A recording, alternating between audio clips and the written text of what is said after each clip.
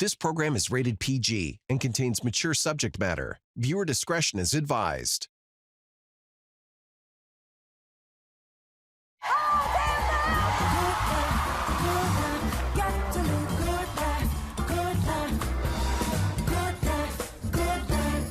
Today on Tamron Hall, Jennie Garth is back with the Tam Fam. How she turned her character's 90210 catchphrase, I choose me, into a hugely popular podcast, and it's setting off a big conversation. From parenting. Every time you walk out the door, I stress out until you walk back in the door. When you're stressed, I can feel it. To aging. Nothing is off limits. And Kirk Franklin has dubbed him the future of gospel music. A daytime exclusive performance from Grammy Award winner Jonathan McReynolds. Tamron Hall starts now.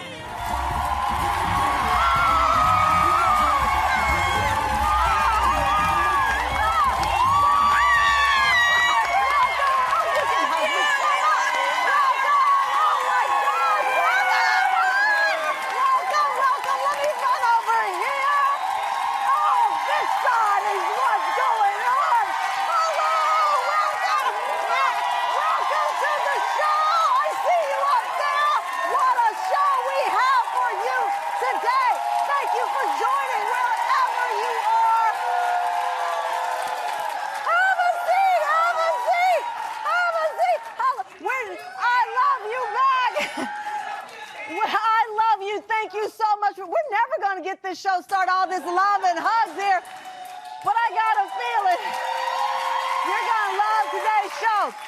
We have a daytime exclusive with Jennie Garth, actress, producer, author, now podcast host. So here's the deal, Tam Fam. Jennie has a podcast that actually inspired this whole hour. It is called I Choose Me. And it's about to hit a big milestone. So the show's 1-year anniversary is just a few weeks away, and Jennie celebrated what has become a movement. Wherever she goes, people are saying, I choose me. In fact, last month, she had experts and people who focus on empowerment talking about the fact that choosing yourself does not make you selfish.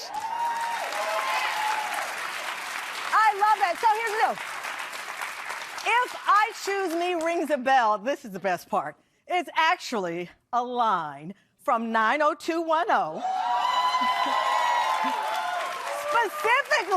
Specifically season 5, episode 30. Okay, here's what happened. There was a big moment. Kelly Taylor had to choose between her two loves, Dylan and Brandon.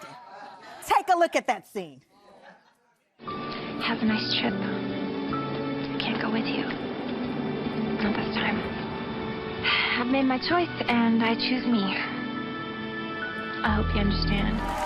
So, Jennie says those 3 words, I choose me, have become a formula for fulfillment, helped her at a time when she felt that she didn't have a purpose. And now Jennie says her purpose is to help all of us celebrate self-love, build confidence, and find our inner strength. Take a listen. What started as a line in a script has become a guiding force for me. I've learned that loving yourself is not selfish, because when you choose yourself, you unlock a life that aligns with your values and passions. On this pod, I'm going to share my life with you on a whole new level. My hope is that by sharing my stories, we can all learn a little something about ourselves, and we can unapologetically start to prioritize our own well-being. Let's start choosing ourselves. Tam Fam, please welcome our friend Jennie Garth!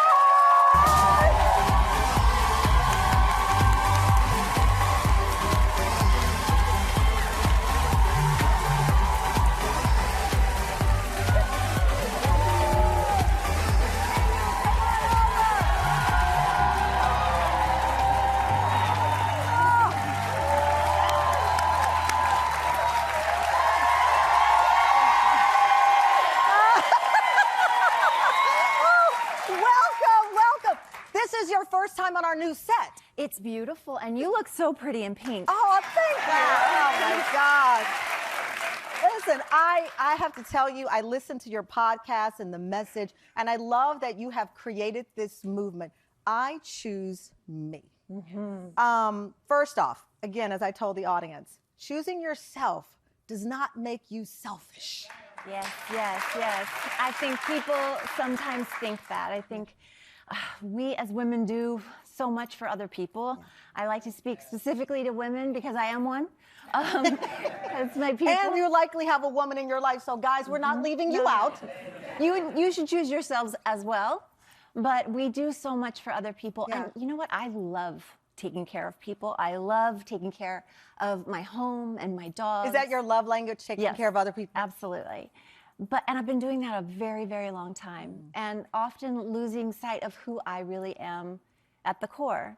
And so I really started to look back in order to move forward.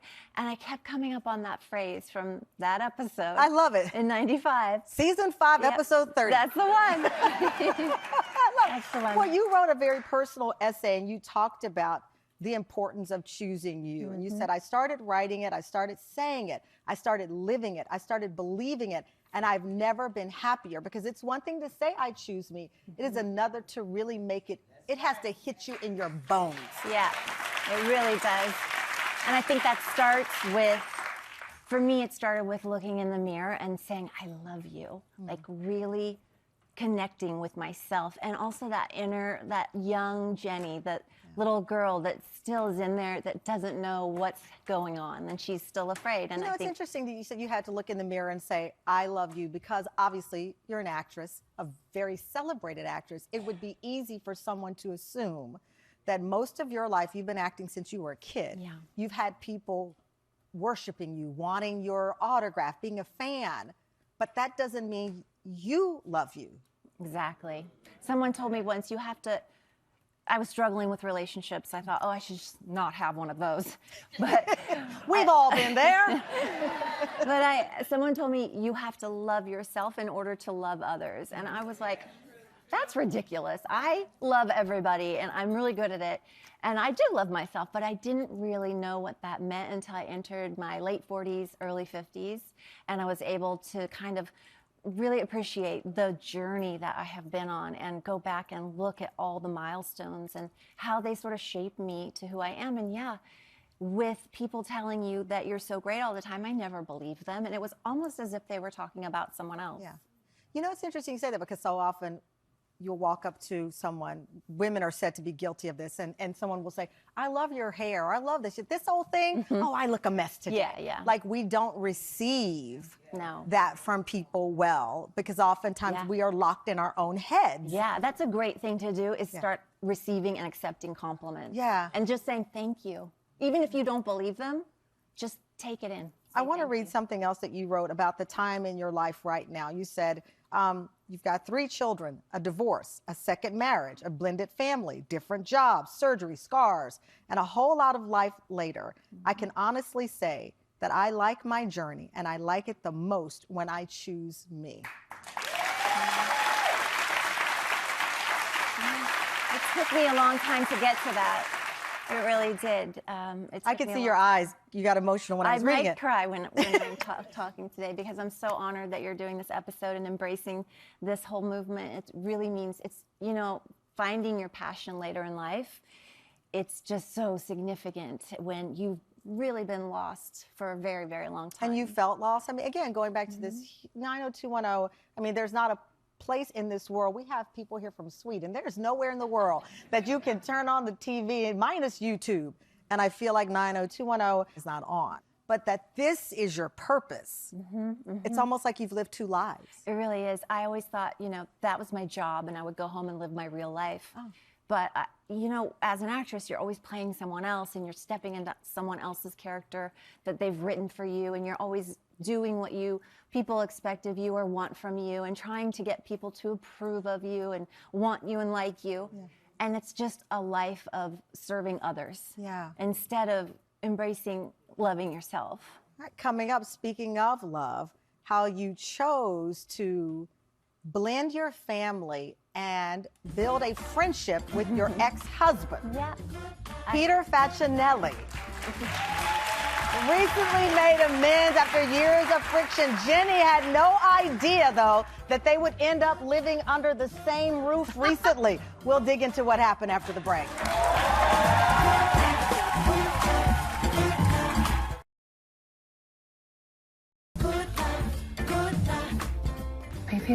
are safe. Our home made it through the night, and we are feeling so blessed and so fortunate and so lucky.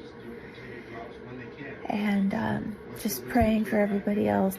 So grateful for Peter for letting us stay at his house. Wow. Welcome back. This actress, producer, author, and podcast host Jennie Garth. That clip was from January when Jennie gave an update to her fans after evacuating from her home during the LA wildfires. We were watching that video. You said, that's raw. That's you. Yeah. And the other headline that came, your home is saved, My right? home is saved, Your yeah. home is saved. So great.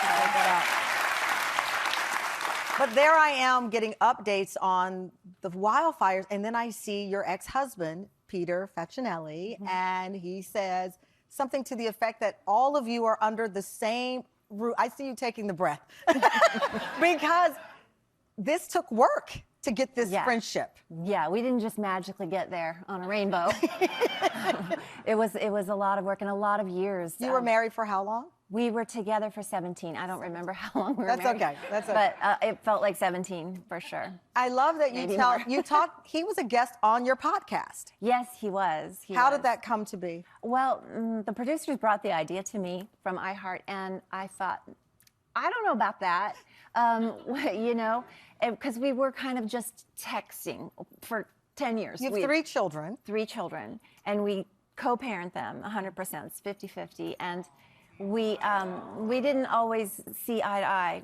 There are often times when we still don't see eye to eye, but we have a newfound sort of respect for one another. How'd you get there? I love that. I feel like for me, I got there by giving myself the luxury of not being there, like taking the time it needed to get there, because I was pretty devastated for a good amount of time, and you know, really trying to again be strong for the girls and make it look like it was easy and everything was copacetic, and not to mention making it look like that to the public. Right, exactly. He has his legions of fans. You have your fans, and that means fans believe they can be in your business. Yeah, and also I do have a deep respect for him. He's the father of my beautiful girls, and so I would never want to say anything negative about him. So I never did, and we always kept it very, nice. And then he unblocked you on some. Is this that a true story? He unblocked you on social media. He says he didn't block me, but when you can't see someone's feed, you're blocked. But maybe he didn't do it. Maybe somebody else did it for him. Somebody blocked you on his behalf. Yeah, maybe. And then you noticed that he'd unblocked you? Yeah. Oh. This was, I think, after the podcast, after he came on the podcast. We have a clip of his appearance on the. Wait a minute. He was still blocking you while on your podcast? I don't know. I forgot. I just stopped caring. I'm team you. Peter, we're watching. Let's play it. No. I really see sometimes a lot of you in our kids, and it makes me smile. It really does, like in the things that they do, in the way they handle themselves. I think you're an incredibly strong woman. I think the kids see you as a strong woman. I think that, there's an inner strength that they carry because of that.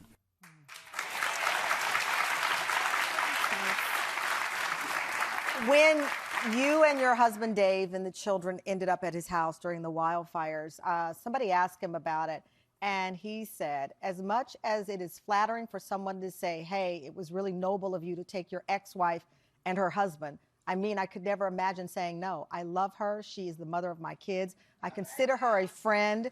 I consider her husband a friend. That is part of choosing me. It's the maturity that comes with saying, choosing me does not mean I have to have this negative line toward you. I think that's wonderful. Yeah, I mean, I've done that over the years too with the girls. They always say, oh, the teenage years, look out. But I don't believe in that style of thinking. I believe in sort of making your own path. Yeah.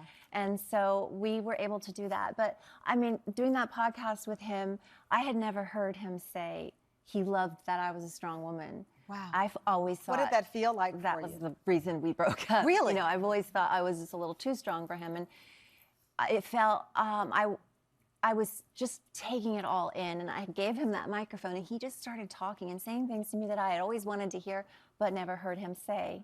And so it was really moving. Even watching it now, it makes me feel moved. You and Dave, your husband, have been together 9 years. Yeah. how did he feel about that moment? Obviously, you all have moved on and you're married and happily married, but to hear him admire something you thought was seen as a negative, how did that conversation go? He never really got how Peter and I had a long-lasting relationship because he knows how strong I am and how important it is to me to have a voice, especially now. And he can't kind of see us together, but Dave loves my strength, and he loves that I have a voice, and I'm not afraid to say what I think. And I love how unguarded you are. I have to tell you, I'm never comfortable asking people about ex-relationships because I always say, imagine going to dinner with your new person and everyone's asking about the last person, and you're like, hey. But I know, and he stepped into like a situation with 3 daughters, a famous Fiona's ex-husband. 18, your youngest. Yeah, she's 18. She's 18. A famous ex-husband, Right. and he steps into this. And he's in our life all the time because of the girls. How did you prepare Dave for that? I didn't. Because you met on a blind date in 2014. You got engaged a year later. No. Oh. Three Wait a months minute. later. We got engaged 3 months later. I gave you a year. You got. There's more. We got married. A blind date. Yeah. And 3 months later, you got engaged. And then 6 months later, we were married. 6 months later. Okay. Is that part of the choose me mentality? Because so many people are going to choose themselves today. You know what? It really was, because I knew what I wanted. I knew what I didn't want. Yeah. And I saw something that I knew would work out in the end. And I just was like, this is it. Let's do it. This is it. We have Dave from your podcast. Let's play it. We left the restaurant. They were leaving, and we were going to valet. You gave the ticket. Your car got pulled up right in front of mine. I was saying, I walked over to you, and I was like, after, what did we say, like 3 sentences to each other? I was like, well, it was really nice meeting you. Can I call you sometime? It was kind of like you were going to be like, no, see ya. And you were like, no, but you can follow me. And I was like, and first thought was, oh, on Instagram? No, she was like, no, dummy, follow me in your car. Then I sped off. Like a bat out of hell.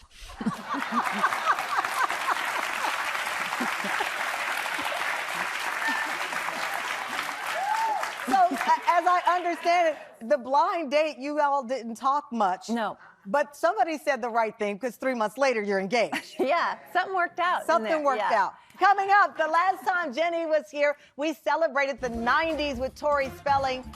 We'll catch up with all things in the life and the friendship of this incredible cast of people who brought us the iconic show, Beverly Hills 90210. We'll be right back.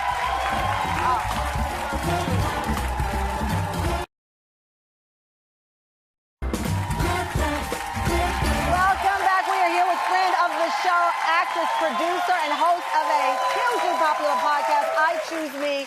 Jennie Garth still here. The last time Jennie was here, we kicked off we had a throwback show. Tori Spelling was there.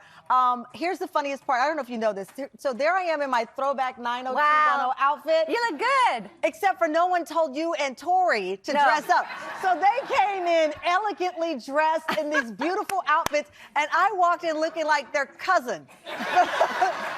Remember that? I was like, I loved it. You said, I would have dressed. No one told me. And I'm walking out in my ripped jeans thinking I'm so cool. That's the 90210 effect. It's crazy. 35 years. 35 years. 35 years since the first debut. A lot has happened. A lot has changed. Shannon's passing last July. Luke, how do you process life at this point? You talk a lot about aging on the podcast. I do. And you talk about it in a very graceful way, I feel. Well, you have to embrace it. It's part of choosing yourself, loving yourself at any age, any stage. Yeah. But, the loss of as part of our cast was devastating. It is still devastating. It's hard to even believe, especially when you can look back on the memories and the pictures and watch it on TV. It's just hard to accept that they're not here with us anymore, but they're here with us, so never die. It's interesting. Jennie, I was saying that when you've been so popular at such a young age, I thought about you with what's happening with Millie Bobby Brown. Stranger Things star, she's debuted a new hair color, a new look, and she wrote on social media how after just days of people criticizing, saying she looks older, she doesn't look like herself.